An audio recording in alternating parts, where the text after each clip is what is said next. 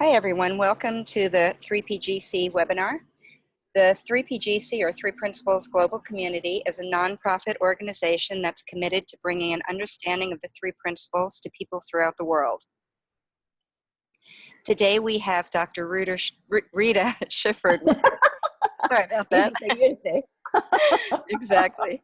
Dr. Rita Shuford with us. Dr. Shuford is a licensed psychologist and a certified practitioner of the three principles. She met Sydney Banks in 1977.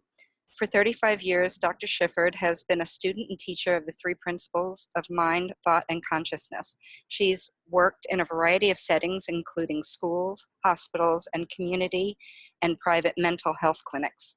Dr. Shuford has been director of clinical services in 3 clinics in Florida and Hawaii. She has mentored, provided training, and supervised many colleagues and fellow students of the three principles.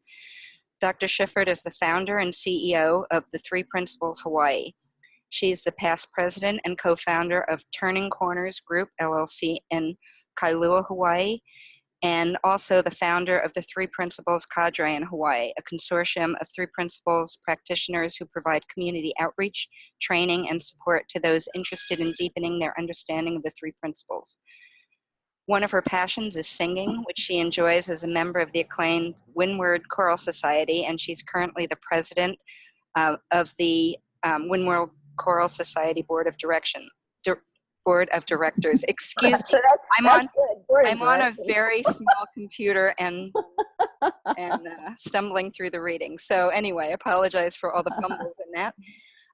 Thank you so much, Rita, for joining us, and I'm going to go ahead and turn it over to you.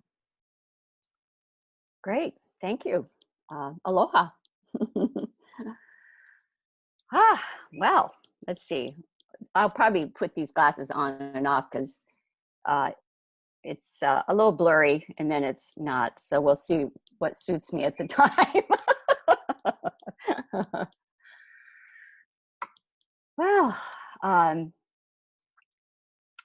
really glad we have this time, and my hope really is that this is a conversation that we have together, because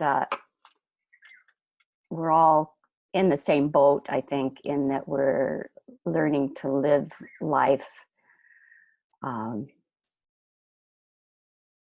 with a deeper and deeper understanding of how life works from the inside out. And so this title, Beyond Self-Doubt, came to me actually this spring. And I had been going along and kind of realized that I just wasn't feeling some kind of an old insecurity that had been around in me for a long time. And so kind of out of the blue, I thought, it's like beyond self-doubt. And so that just kind of rolled around in my mind a little bit. I thought, maybe I could do a webinar on beyond self-doubt, and lo and behold, couple, 2-3 weeks later, Bonnie contacted me to see if I would do a webinar for 3PGC. And I'd actually been thinking, gee, I haven't done a webinar for 3PGC for a while. That'd be nice, you know. So there you go. There's the serendipity of it. Yeah. So, you know, as I sat with this,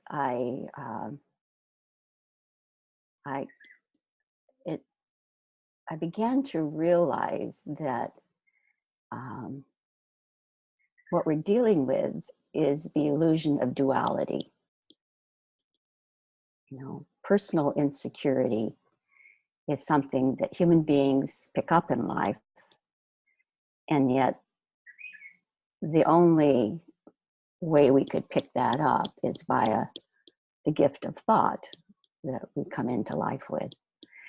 And the gift of thought puts us right back to the source. So I don't know how this is going to go, but we'll just see what unfolds as we talk here. And, last week I woke up in the middle of the night. I was trying to come up with, what to write as the description for this.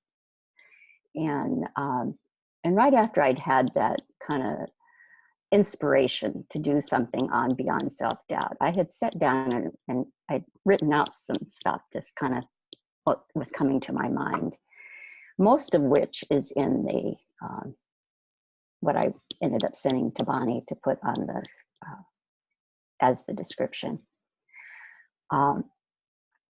But a couple of things as I was kind of settling in, like, where do you start? Where do you go? What's important here? And I wanted it to get beyond the personal. I wanted it to really be something that was about us all, and hopefully helpful, So the first thing that had come to me, and that was a couple of weeks before that, was that we're all in it together. In this life experience, we're all in it together. And whenever that occurs to me, that always settles me down, to realize that we're all the same source, and we're all doing the best we see to do at any point in time in our life, at any point in time. And so that kind of like, okay, we're all in this together. And we're all seeing whatever we're seeing, and we're all not seeing whatever we're not seeing at any point in time. And so then I sat with that for a little bit. And then last week, in the middle of the night, it's often in the middle of the night, I'll wake up and something will come to me. In the middle of the night, I woke up, and what came to me was, the truth shall set us free. That phrase has been around for however long, right?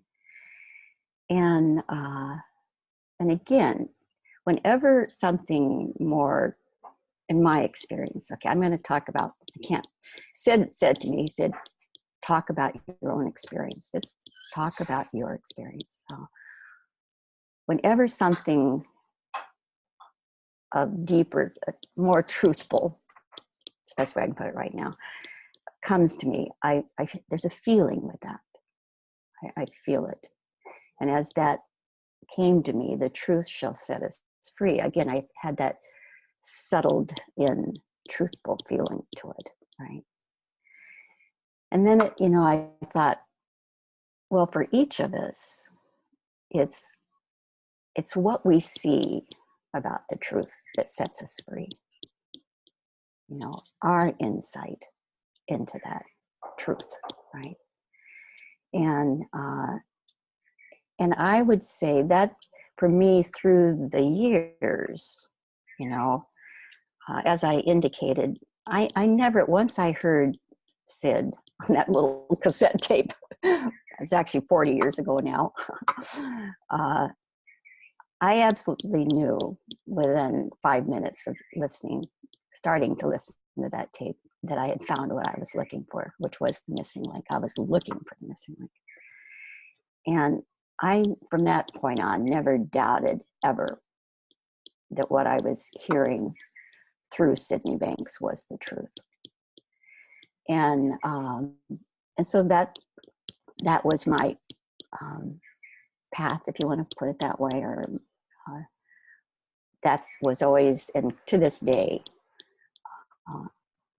I listen to Syd's old tapes. I read his books. I reread his books. And as many of you probably have experienced, it's just amazing. You know, truth is always fresh.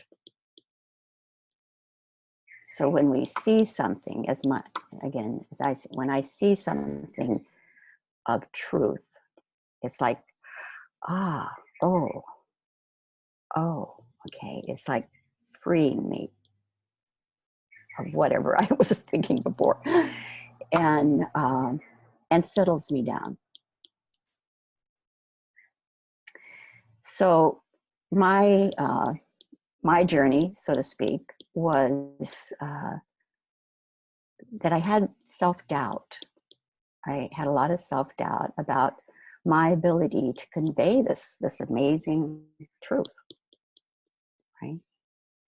And so that, you know, that got in my way a lot. Okay, got in my way a lot, and I just kept listening. I just kept listening, and you know, Syd always said, you know, insecure thought is insecure thought. Whatever form it's taking, it's thought. There's nothing else going on in this life except mind, thought, and consciousness. And that trinity, that one source of life and human experience, is forever and ever the only thing that's going on. And our, if you want to put use of thought, you know, because that's, as human beings, we have thought, right? And whatever we're thinking in any moment, which is what we do, we think, right? That's how life and our experiences coming into life is via thought, this power, this gift that we have. And whatever color we're putting into that paintbrush, so to speak, that's what we're seeing, that's what we're experiencing, that's what we're feeling. And but it looks like there's something else going on, and that's normal. You know, it looks like there's some circumstance or something going on in our life that is causing us to have a certain experience or a certain feeling. Okay. And you know, Syd was always very clear. It just doesn't work that way. And in my heart of hearts, I knew it didn't work that way, right? And yet, it seems, you know, the power of thought and consciousness is we're going to experience whatever's on our mind and thought. You know, in the early days, Syd would say, you can only experience what's on your own mind and thought. Very, very simple. That's it. And to look within to that truth, that's what's happening, not with analysis or not with judgment. He was always like, you know, we psychologists, we like to analyze. We like to think too much. And I was certainly in that category. And but you'd say, you know, look within.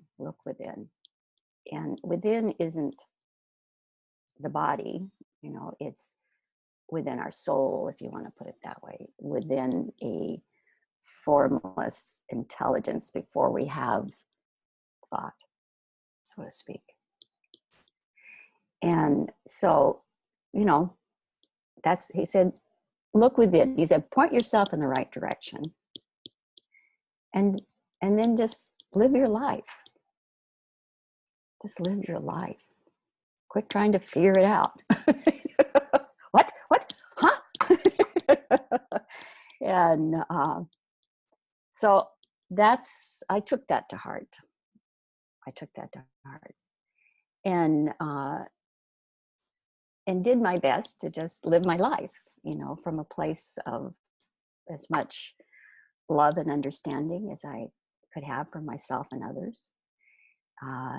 and did my best, like we all do, even though my little, ego mind never thought it was good enough. There came the self-doubt. And but I kept listening. Because as I listened, I discovered that I would change. And not because, I would have little insights, or I just noticed I wasn't feeling so much insecurity anymore, right? It was still there. It still come up.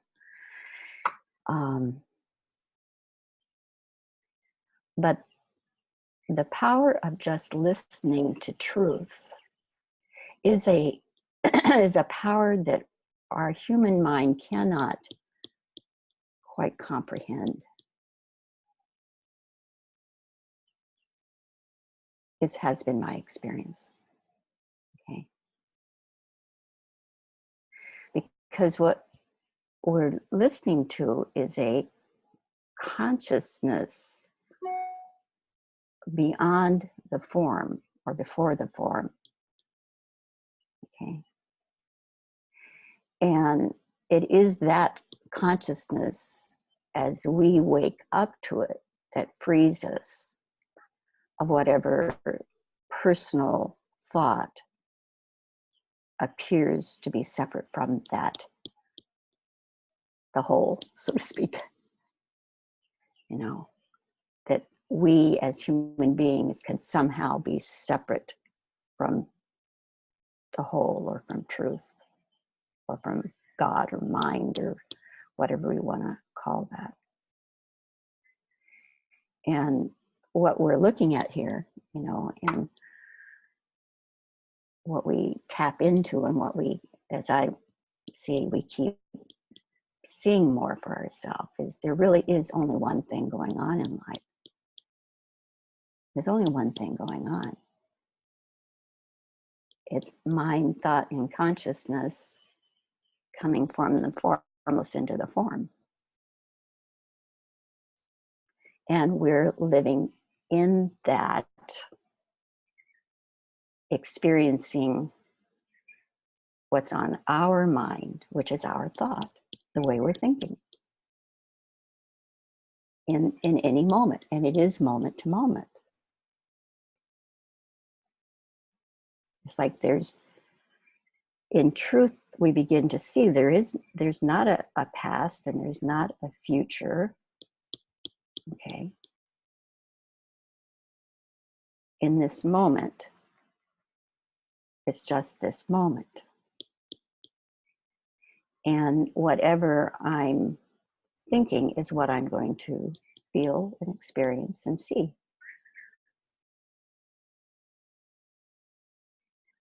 I can't have anyone else's thoughts. See, I think for me, and recently I saw much more deeply and in truth, okay, that I could not, one of the things is that happens as I see it, is that we hear something that we know is you might say more truthful, and it becomes part of, for me, like what I'm going to talk about right now is I recently, and not that long ago, realized that I could not, and this was an insight, okay, that I could not change or control or be responsible for anyone else's feelings. Okay. Didn't mean I didn't care. Okay. Now, I've taught that, I believe that, I've seen that to whatever degree that I've seen it. But when I more insightfully, again, when we more insightfully see truth, it's like people will talk about thought falls off our mind. It's like a pattern of thought that you could say was a blind spot for me. I would say, yeah, I know I can't change people's feelings. I know I can't control other people's feelings. I know I can't be responsible for anybody else's feelings. And yet some of my self-doubt, I think, was tied up in that, you know? So I didn't want to say something maybe that would hurt someone's feelings. I wanted to present things in a certain light so that people would feel a certain way. Okay. So I had, without realizing it, a certain amount of worry or concern, especially among my colleagues in a way. You know, but it went filtered out into my life. So the idea that I needed to be a certain way or act a certain way or help others in a certain way kept my mind more busy than I realized. You know, I saw it in my relationship with my husband, especially. You know, like, well, let's see, is he going to get frustrated with that? Okay, well, let me see what I can do so he won't get frustrated, right? Anyway, you get the idea, right? So I was kind of strategizing and, you know, working on how to be in certain places and with certain people and at certain times. And it really was, I mean, I was aware of it, but I wasn't aware of it at the same time, if that makes sense to you. It's like when I really saw, and again, when we see the truth of something, it comes with a feeling. You know, Syd used to say, look for the feeling. Okay. Now, the feeling of knowing you're hearing truth or realizing truth is only something each of us can know for ourselves, right? But I know when I heard Syd on that tape that I was hearing the truth 40 years ago. Okay? And it did free me of X degree of personal belief and learning that I picked up, right? And what I'm seeing as time goes on is that's what's happening, is getting more free of what's not true in my own mind. Not by working on it, and that's where the listening to truth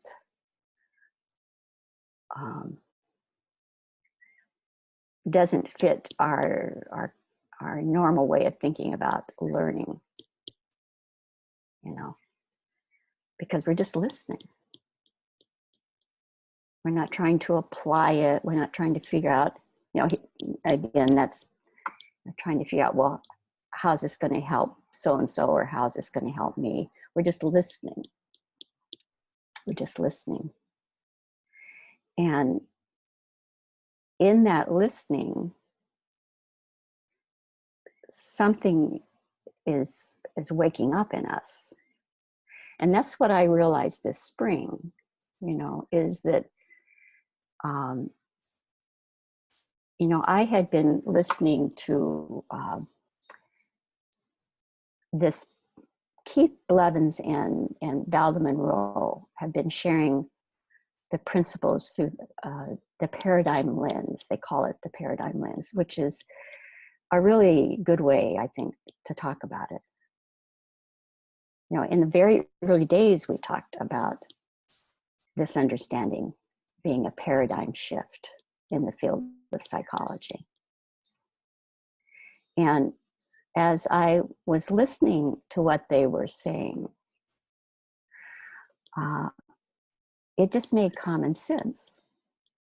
It just made common sense to me. I could see it was absolute what Syd had said all along, that everything is mind, thought, and consciousness. And we're living in the world of our own thought, as is everybody else. It's just a fact of life. It's just the way it is. Everybody's living from the spiritual source that is the essence of all things. Everyone is living, and everyone is that. So, as I'm listening to them talk, I go, well, yeah. There's nothing else going on. We feel our thinking. That was kind of the shorthand of this. A paradigm explains what's happening in any field of study. Okay. So this is, you might say, the three principles explains everything that's happening in the world of form. Everything that's happening in human experience.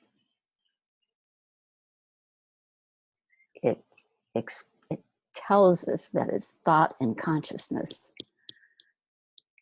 coming to life, giving us reality, giving us a moment-to-moment experience. And that we live in the experience of our thought in the moment. We can't have anybody else's thoughts. See, I used to worry what other people, how they, right? Was I doing it right? Was I saying it right? What would my colleagues think? Oh, they're much better at this. They're much more articulate, and many did, yeah. But that kept me from, as Syd, what he said to me, just share your own experience. Just share your own experience. Speak from your own truth. Speak from what you see, right? And it just, again, our little personal minds, I thought, well, that's not, gosh, that's not good enough. That's not good enough, But I just, I just said, okay. So I'd settle back down and I'd speak from my heart the best I could, right?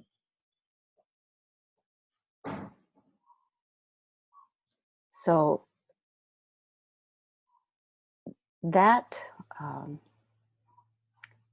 just being ourselves and speaking from our own truth in any moment is the best we have. It's all that we have to offer. See, so coming back here, as I'm listening to looking at this as a paradigm, and to me it's just absolute. It's always been absolute, right?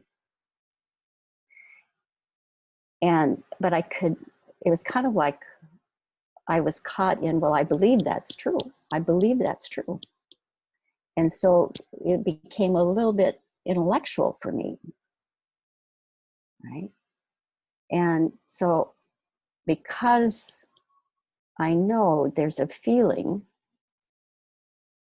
that I know as truth, I needed to find that, right? I needed to see uh, the truth of the paradigm, so to speak, right? And even though I knew it was true, but there was something that I had to see. And so I sat with that. And then, thank God, it came to me. I thought, well, the paradigm or the truth is the knowledge of our soul.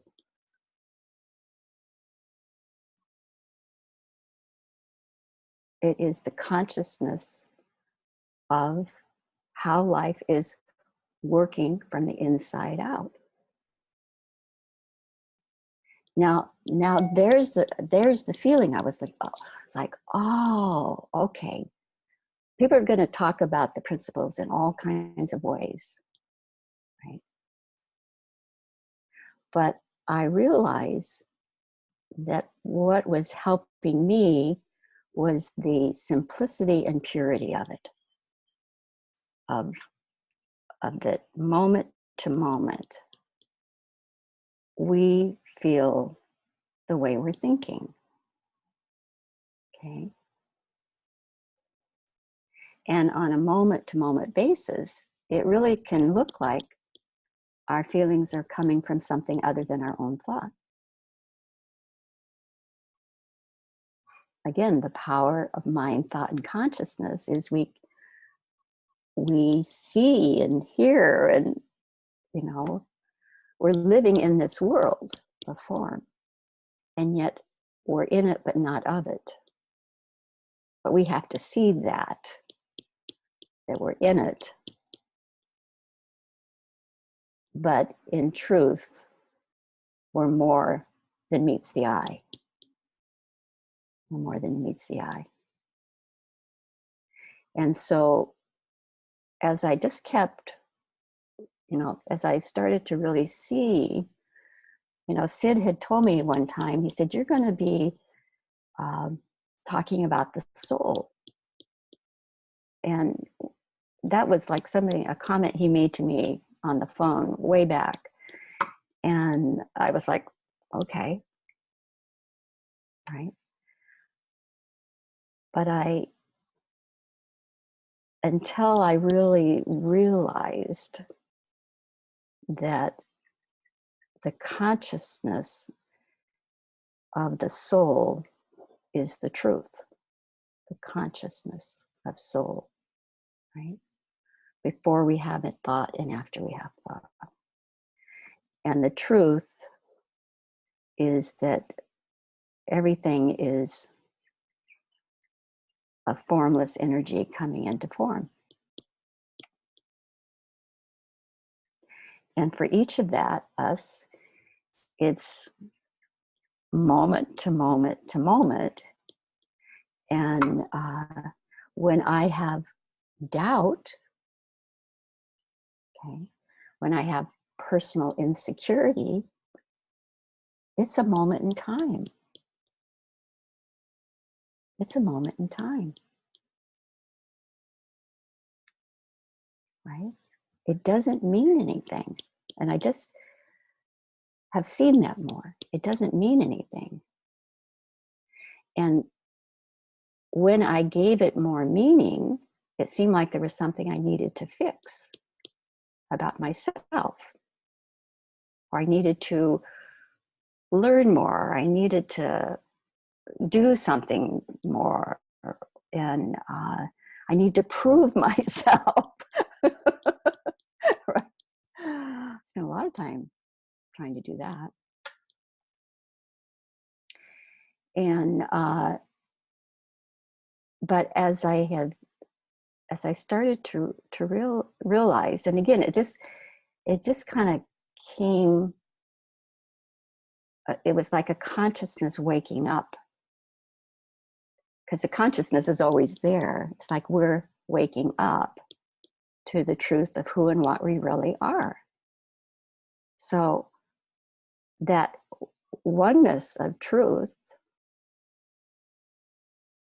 frees us as we see it.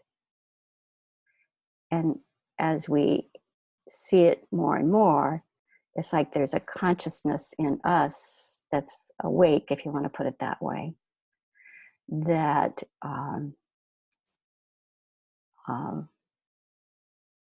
we can't lose, but we can forget. And we do, me too. It looks like what's happening is causing my stress. And if it wasn't happening, I wouldn't be stressed. Make sense, right? Well, it doesn't work that way. It doesn't work that way, right? And it doesn't mean it's not happening, right? It is whatever it is in life. And that's where, the common sense comes in. I don't know, am I making any sense here? Am I? Okay. You're welcome to tell me I'm not. Because it's we're looking into something so simple and so profound at the same time. And so freeing without any work or effort or doing as we see it. Okay. So it's I remember when I first started looking at the principles, and Syd would talk about the space within. This, early days, we didn't have 3 principles defined as such. He was talking about it. He was talking about mind. He was talking about thought. He was talking about consciousness. But he would often talk about the space within. And that struck a chord for me at that time, right? And so that idea of there's something beyond our body and and whatever life we're in, that's bigger. And what's so amazing is that it's unfolding, and this is true for all, it's unfolding moment to moment to moment. We're always in the now, okay, which is not a time, space, matter thing. We're always living from mind, thought, and consciousness, this spiritual trinity. We're always living from that, through that, seeing life via this gift of thought, okay? And it's always moment to moment.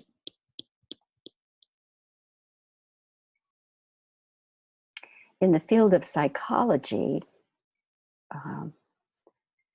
we really have been lost. We really have been lost, not purposely. Like, none of us get lost purposely.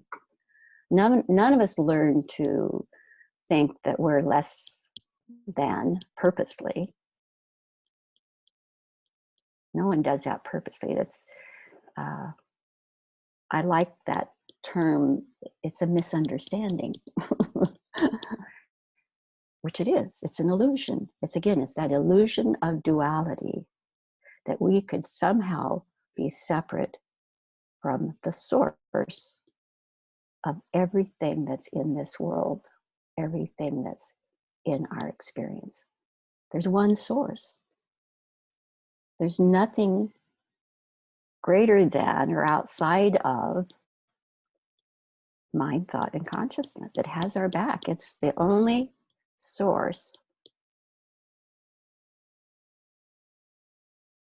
of any form life is taking. And for each of us, it's unfolding moment to moment, moment to moment. And so one moment again, I loved this when I first started listening to Syd, you know, the second chance, right? Every moment is a second chance. You know, I was talking with my husband a week or so ago about this talk a little bit, and kind of things that this idea that we're all in it together, right? And he said, you know, what that reminds me of, he's an athlete, right? He said, you know, it reminds me of like when two basketball teams are playing. And one team makes a basket, puts them ahead of the other team, right? And then the team that now gets the ball, you know, they step out of bounds, they get the ball. In the next moment, it's a new game. They throw the ball in and it's a new game. Right? I thought, oh, that's a great way of it. Every moment is unfolding. And every moment we're going to experience what's on our mind, the way we're thinking. And there's absolutely no judgment in that. And there's nothing to fear about it. We don't have to fear our experience.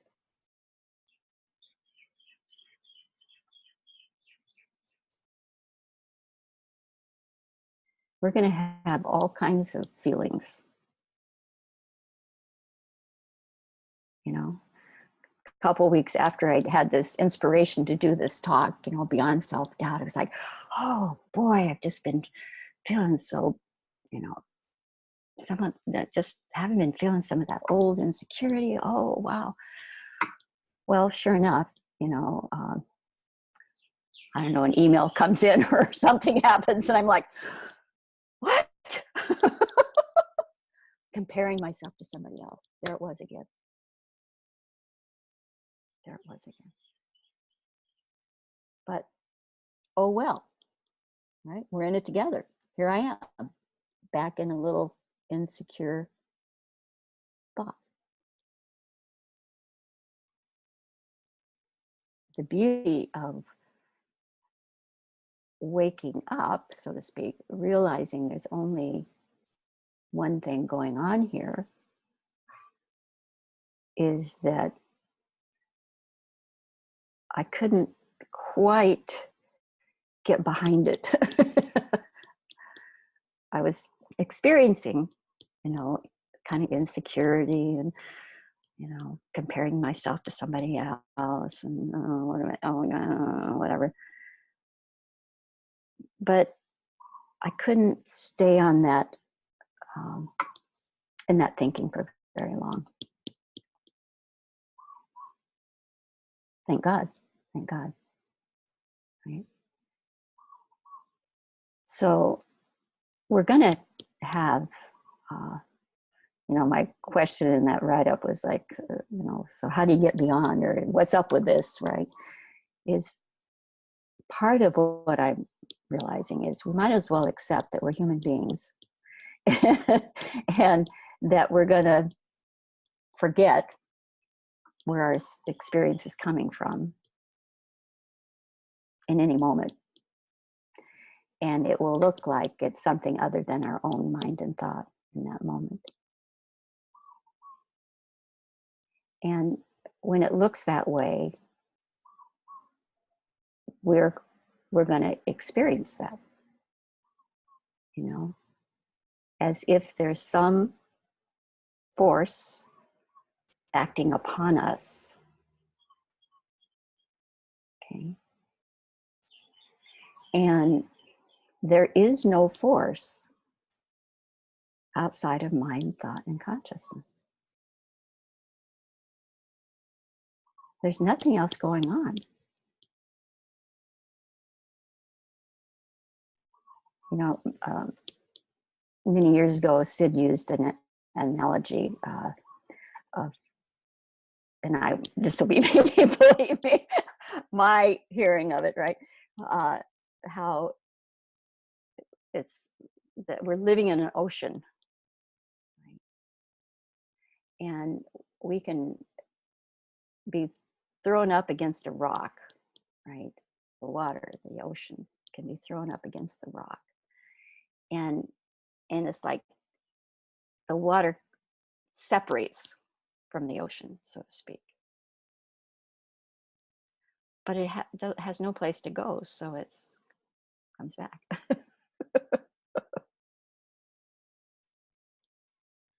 So, you know, he used to always say, life's a contact sport.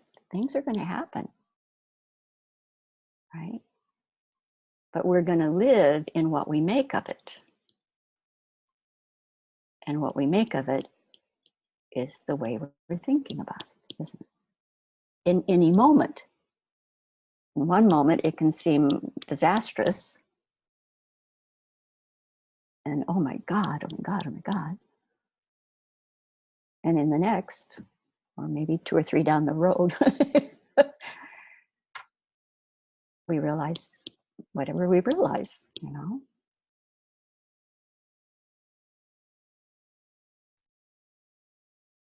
That our feeling isn't coming from what happened, not that it didn't happen. And our mind, you know, this was something that kind of came to me over the last year or so, is that our mind is built to be in alignment with truth.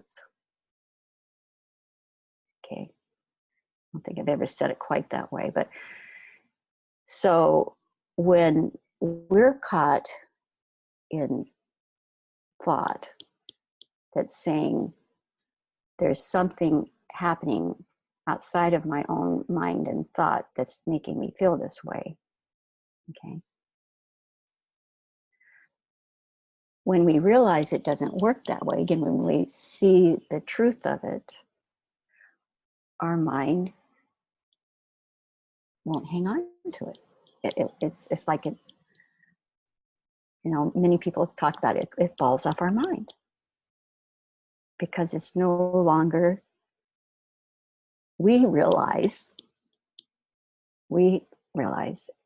oh, it doesn't work that way. You know, and it's not like we're sitting around and analyzing it or trying to figure it out. It's just, it's in a moment. Remember, this is moment to moment. There is nothing other than this moment ever going on. So in the moment, we realize, oh, so I'm a raving lunatic one moment, and the next I'm like, oh, this is, you know, Syd was always saying, look for a quiet mind. Well, the way I see it, I think, you know, Syd was trying to say, help people see there's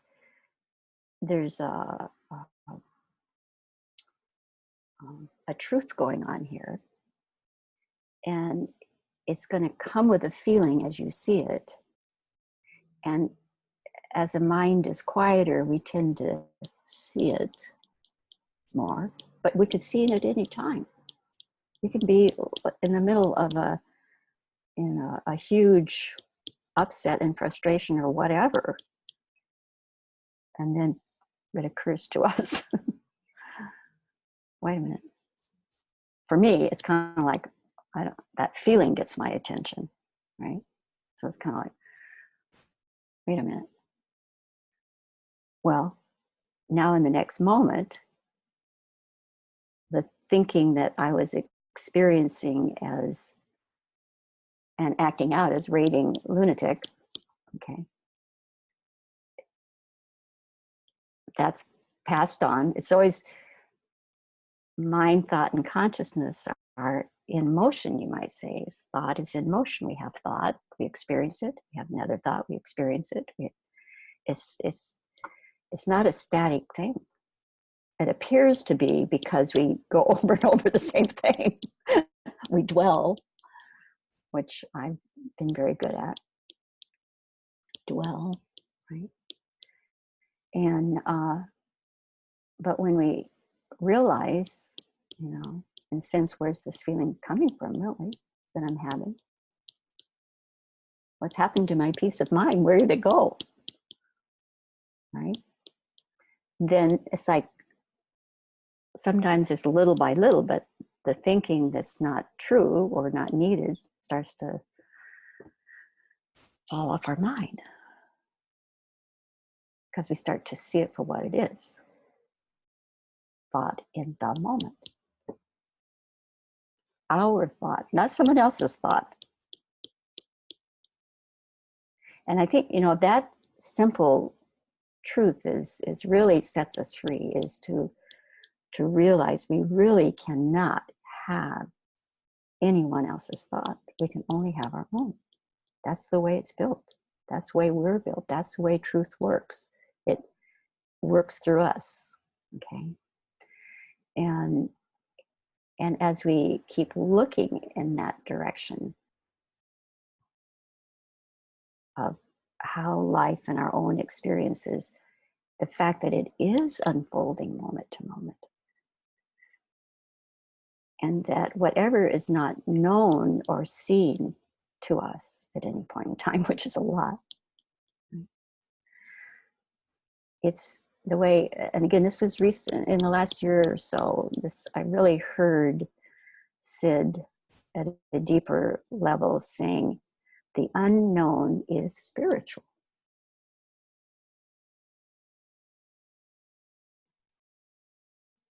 Well, that's,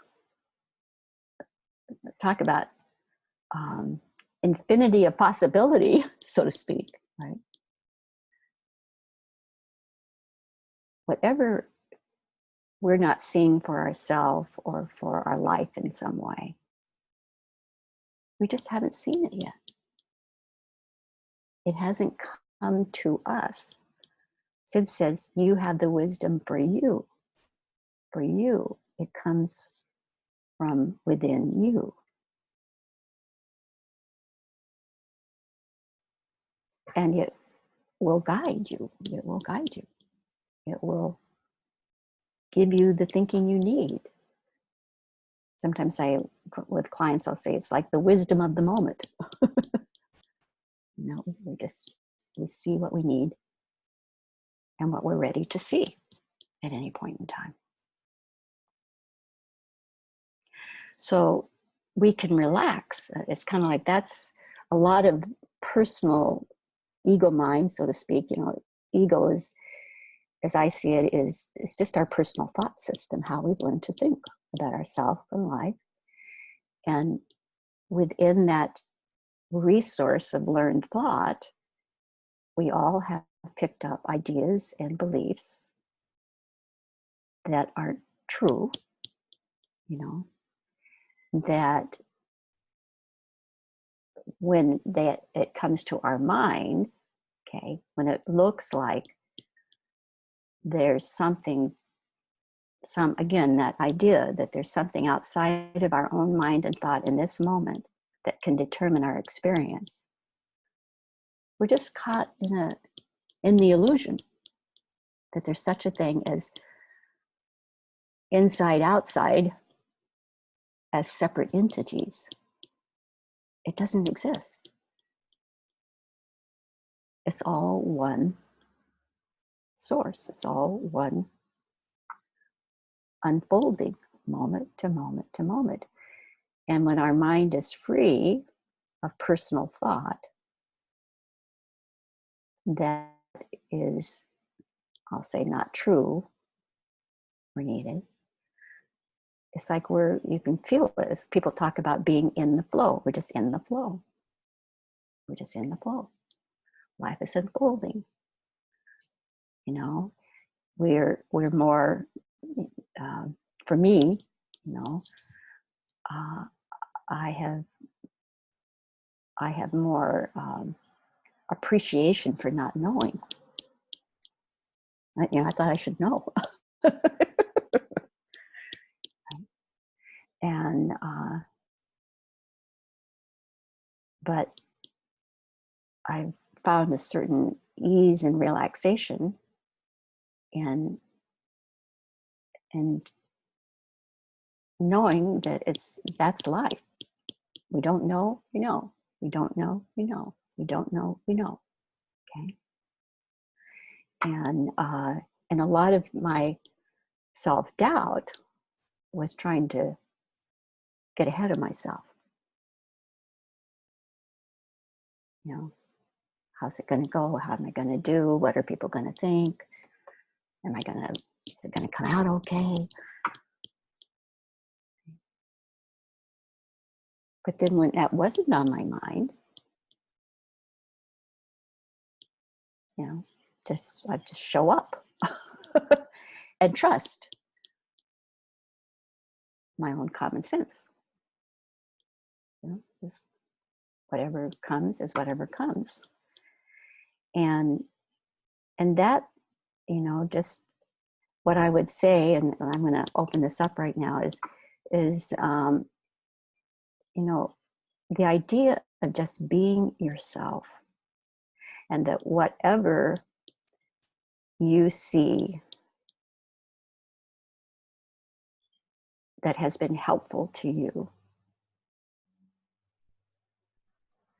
that will help somebody else.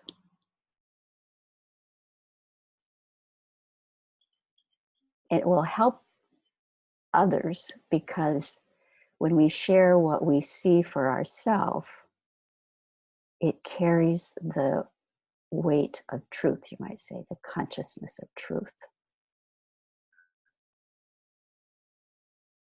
Does that make sense to you? It's like,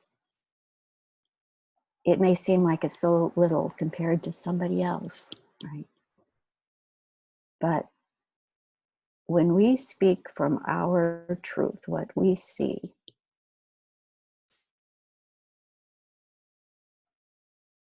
it's not in the words.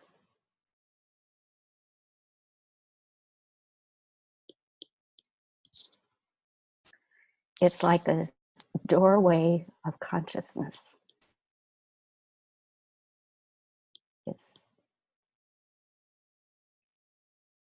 It's bigger than us.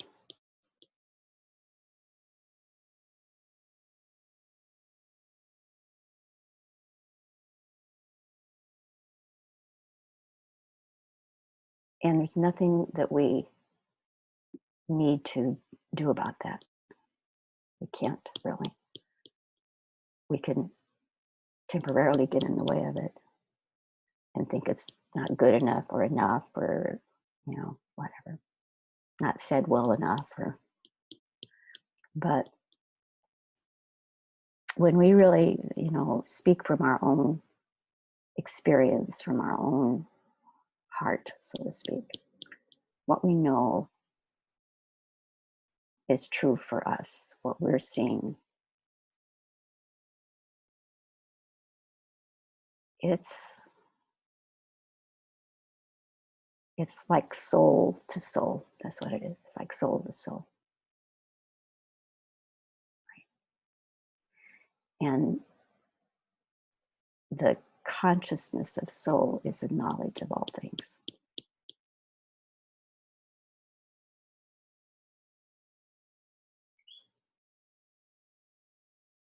It's very powerful. It's very powerful.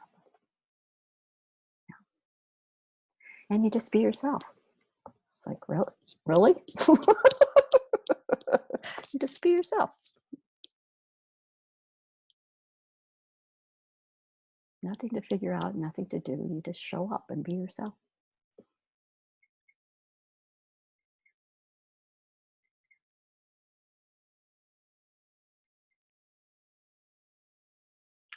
All right, guys.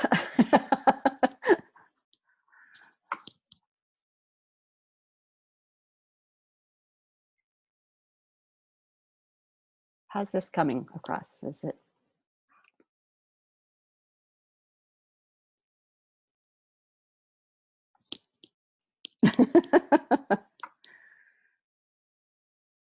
Anyone have something you want to share, question, or insight? Yeah, Terry. let's see, how does that go? Do you do that, Bonnie? I got it.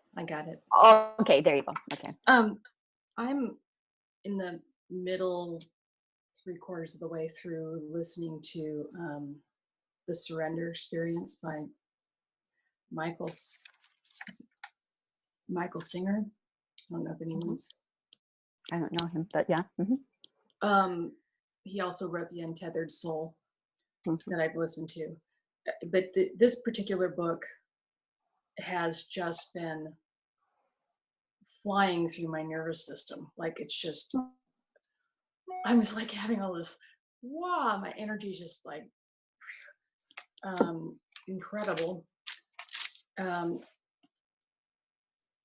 Which to me is always been the indication of something that is true coming through. It's on at a level I needed to hear it at that moment. And that book basically is about his experience of surrendering to what came in front of him at every moment, while his thought system had other plans. He was a very experienced meditator. He was dedicated to his practice. He willed his practice. He was yoga, everything. And then life just kept showing up with these opportunities that were not on his agenda. But he realized that the more he leaned into those things and went ahead anyway, even though his head said not to, his life unfolded beautifully, right? So, and always completely content with none of it happening, right? He's okay with just being by himself in the woods, but there were other plans for him. So I don't know why I'm bringing this up other than the fact that I feel like we're always at that very moment, that threshold of something appearing in our lives that is beckoning. And our self-doubt, insecurities are yelling everything they can to get us not to go that direction, right? They're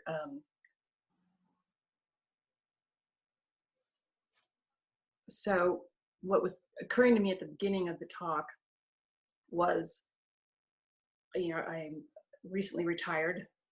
I'm an artist. It's sort of hard for me to say that, but I've been an artist all my life. I worked for a corporation as an illustrator, and now I left that situation in order to explore my own voice as an artist, as a painter, and it has kicked up every possible negative stuck thought I could possibly conjure up, and is affecting my relationships. And it's because it affects everything, right? When your thinking is going down the road of darkness. So then these books are showing up in my life, and the 3 principles and working with some coaches showed up since my retirement, which was last October,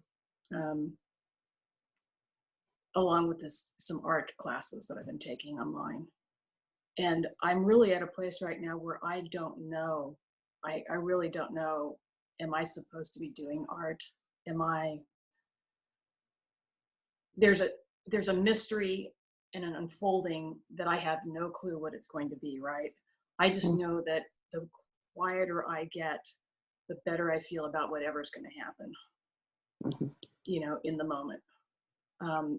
And I'm looking for community so that I can surround myself with more like-minded individuals who, just listening to you talk, it took me a while to settle as I had that phone call, and then my mind wanted to. Yeah, right.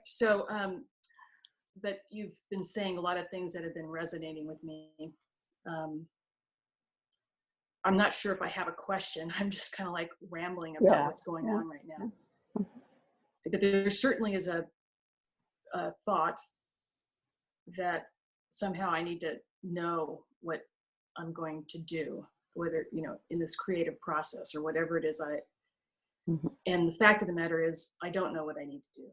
Yeah. I have been in this place before when I used to work at Course in Miracles, and I was deeply into it, and I was able to just be in the moment and just really have had a lot of very amazing experiences from that study. And then the darkness fell over me, and my depression that I had all my life really showed up in a big way, right? So there's a lot of fear in just being, practicing stillness or allowing, because of that ruminating, the fear of going back into that dark place. So, and that's a thought too, right? It's like it's all thoughts. Yeah, it is. Yeah. So I think this particular way of looking at the truth is a very good additional expanded view of what I have come to this point with, to help with that that sticking point. Mm-hmm. And I'm interested in finding more people locally as far as globally to share with in this journey. I live in Kansas City, and so I put that out on, I just found your guys' Facebook site yesterday through, I don't know if you know Donna Churchman. She knows you. She lives in England. So she gave me the site. Recognize faces. Yeah, me too. Yeah. Terrible with names. Yeah, Anyway, so I'm putting that out to the universe. It's just like whatever's supposed to come in as a connecting point in this life at this moment. Mm-hmm. Mm-hmm. Yeah. Yeah, you can kind of see how we scare ourselves and then we settle down. We scare ourselves and we settle down. We scare ourselves, we settle down. But the settling down deepens,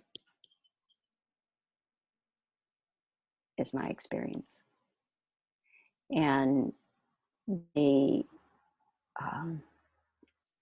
knowing that it's okay not to know, because it's kind of like we either do or we don't. I mean, this is where the common sense comes in. We either do or we don't. We may be getting some sense of it, like something is, I intuition, to me is like the wisdom in us that hasn't quite taken form, but we're getting some sense of something. I know Kay and Steph and I have talked about that, and something's, I'm getting some sense of something. I don't know the details, but we get some sense of it, and sometimes we have no sense of it at all. So we're just open, right? And I know I used to always love it when I'd read something would say, just be, one point Syd said, just be, just live your life. What? What? But when I would really hear that, I was like, oh, okay, just be, okay. Just relax, just water your yard and go to work and walk your dog and get someone else to wash the dishes. No. Just kidding. Just live your life. Live your life. Yeah. Well, with this book in mind, and how perfect it is in my life right now with the feeling states that are coming from listening, my openness to it. Yeah. I know I don't have to plan or worry about anything. The only time I am scared is when I'm thinking about what might be on the horizon. Mm-hmm. Or thinking I need to do something because I really don't know what to do. Yeah. So that scares me, right? So well, but what really scares you? Not is that you the- don't know. well, I don't, Yeah. I'm not aware of what I know. I mean, I'm not aware of the next moment. Yeah. It's right now, all I know is that being present in this moment, Mhm. open, is, if I want to focus on anything, that would be a good place to spend my consciousness. Yeah, just be. Yeah. Just be. Let it unfold. I realized, I just looked at the time here. We are running out of time, I think. But thank you so much, Terry. I think that's beautiful what you're seeing. Just trust yourself. Trust. That would be what I'd say to you. Just keep listening within and trust yourself. Be yourself. But yeah, she's been And a real Rita, are support you to good me. to go for another couple questions? I see Ellen has her hand raised. I should Uh, now. If it's okay, sure. I'm just here. Yeah, I just apologize for the background noise. I'm on the road and I had to just move inside, so because it's storming, starting to storm. Okay, Ellen, go ahead. Thank you. So first of all, just Terry, I wanted to say, I think what's so inspiring about Mickey's surrender experiment story is the authenticity at which he shares every piece of his journey, all the insecure moments, and what happens in all the insecure moments. And that's, I think, when I read it, that was like, I couldn't wait to see what the next surprise was going to happen in this. Yeah. And I could relate to all the, worried thinking in between. But so I just say that. And Rita, what came forward for me is the insight that I had in your sharing was, when I see my insecure thinking, there are times when I see it and just seeing it dissolves it. Mm-hmm. And then I remember that when that doesn't happen, I take myself to like the last most significant good feeling moment, as if it's there, as if I go back to that memory, if I go back to that thought, if I go back to that, if I take myself back to that experience, then I'm going to have it there. And sometimes I can get there and sometimes I can't. And then as soon as I let go of that, there was like this space in between. And it was in that space in between where a new insight, and my new insight was just the space in between. Like it's, nothing to fix. It's not in any predictable place. And it's just in a surprise space in between. Mm-hmm. Yeah, it's okay to feel bad. It's okay. Yeah. I mean, we're all gonna feel bad. Okay. It's okay to forget that it's our thinking. We're gonna forget. Yeah. Okay. There's no right or wrong to any way of thinking and feeling. It's just what's going on in us, and we keep seeing, that if it's my feeling, it's my thought, and we might fight that in our mind until we see more insightfully that there's only one way that we can have this feeling. And then again, it's that truth of that frees us. It's that space where our mind, that thinking that wasn't true, falls off our mind. And we have a quieter, more pure experience of truth, you might say. Right. Yeah. And I had that experience. Yes, and that feeling, see. Yeah. So thank you. Yes, thank you. Any others? Max, did you have something you wanted to share? I noticed you had unmuted yourself a minute ago. Oh, you're going to have to unmute. Ah, Hi, Rita. hi, Max. I just can't get off here without telling you. One, you're the first of these webinars I ever listened to, your last one, which got me listening to them. But you just get richer every time. Aw, Thank you, my dear. After 20 years of listening to you, that says a lot. And I couldn't get off without sharing that with you. aw, thank you, sweetie. Yeah. Yeah. Yeah. Appreciate it. Yeah. Okay. Is it a wrap? This has been a pleasure. It's been a pleasure. Yeah. Thank you so much, Rita. That was really beautiful. Really beautiful. And again, I apologize for the noise. I hope people can hear what I'm saying. But the next Three People webinar is on August 24th, and it's with John Almugadem, and he's going to do live coaching. So that should be really fun. Mm-hmm. Thank you all for joining us live, and we'll see you next time. Aloha. Aloha.